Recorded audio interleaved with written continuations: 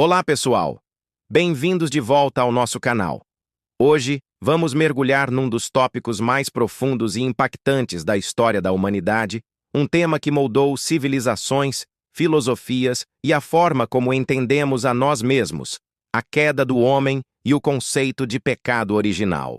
Pode parecer um tema pesado, mas garanto que a jornada é fascinante. Vamos viajar até o Jardim do Éden, explorar a narrativa de Adão e Eva e tentar compreender o que realmente aconteceu ali.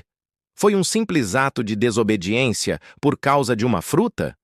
Ou há camadas de significado muito mais profundas sobre livre-arbítrio, conhecimento, inocência e a natureza da nossa relação com o divino? Para começar, vamos situar a história. Gênesis, o primeiro livro da Bíblia, nos apresenta um cenário paradisíaco. Adão e Eva vivem em perfeita harmonia com Deus e com a natureza. Não há dor, não há vergonha, não há morte. Eles têm apenas uma única regra: não comer do fruto da árvore do conhecimento do bem e do mal. Parece simples, não é? Mas é aqui que a complexidade começa. A serpente, tradicionalmente vista como uma figura tentadora, entra em cena. Ela não força nada. Em vez disso, planta uma semente de dúvida. Será que Deus realmente disse para não comerem de nenhuma árvore? Eva corrige, mas a serpente lança o argumento fatal: vocês não morrerão. Deus sabe que no dia em que comerem do fruto, seus olhos se abrirão, e vocês serão como Deus, conhecendo o bem e o mal. Pensem nisso por um momento. A tentação não foi apenas por uma fruta saborosa. Foi a promessa de divindade, de autonomia, de um conhecimento que até então era exclusivo de Deus. É o desejo humano fundamental de transcender, de ser mais. Adão e Eva, diante dessa escolha, exercem seu livre-arbítrio e decidem comer. E o que acontece em seguida? O chão não se abre, raios não caem do céu.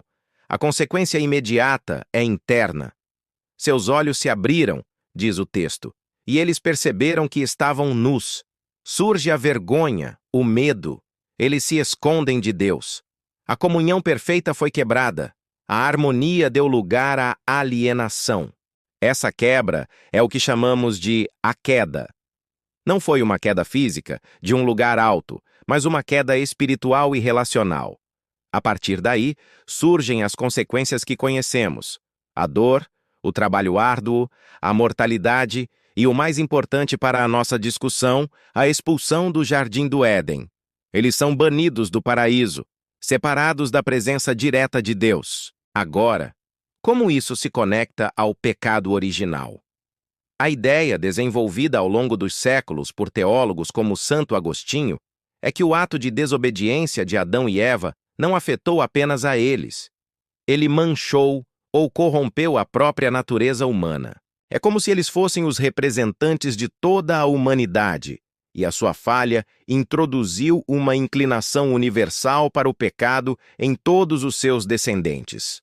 Ou seja, segundo essa doutrina, nós não nascemos numa folha em branco. Nascemos com uma predisposição para o egoísmo, para a desobediência, para nos afastarmos de Deus. Não é que sejamos culpados pelo que Adão fez, mas herdamos a consequência: uma natureza caída, imperfeita, que luta constantemente entre o bem e o mal. É por isso que, na visão cristã, a humanidade precisa de redenção. Sozinhos, não conseguiríamos consertar essa fratura original. Precisamos de uma intervenção divina, de uma graça que nos resgate. E é aí que a figura de Cristo se torna central na teologia cristã, sendo visto como o novo Adão, aquele que veio para restaurar o que foi perdido na queda. Essa narrativa é incrivelmente poderosa, porque ela oferece uma explicação para a dualidade que sentimos todos os dias. Por quê? Mesmo querendo fazer o bem, muitas vezes fazemos o mal. Por que existe tanto sofrimento e maldade no mundo? A doutrina do pecado original sugere que a raiz disso tudo está nesse evento primordial.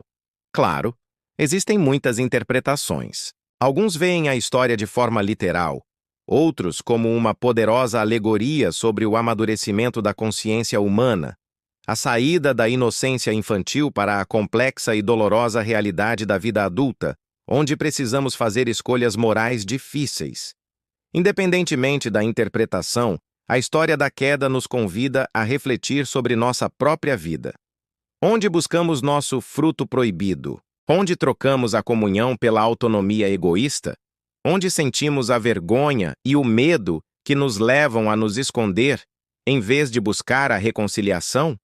É um convite à introspecção, a reconhecer nossa fragilidade e nossa constante necessidade de graça e perdão. A história de Adão e Eva não é apenas sobre algo que aconteceu há milênios. É uma história que se repete, em menor escala, em cada coração humano, todos os dias. É a história da nossa própria luta, da nossa própria queda e, felizmente, da nossa constante possibilidade de redenção.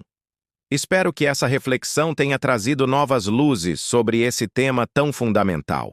É uma conversa que poderíamos continuar por horas, explorando as nuances filosóficas e teológicas. Se você gostou deste vídeo e quer continuar explorando os grandes temas da fé e da espiritualidade conosco, não se esqueça de deixar o seu like, se inscrever no canal e ativar o sininho para não perder os próximos conteúdos.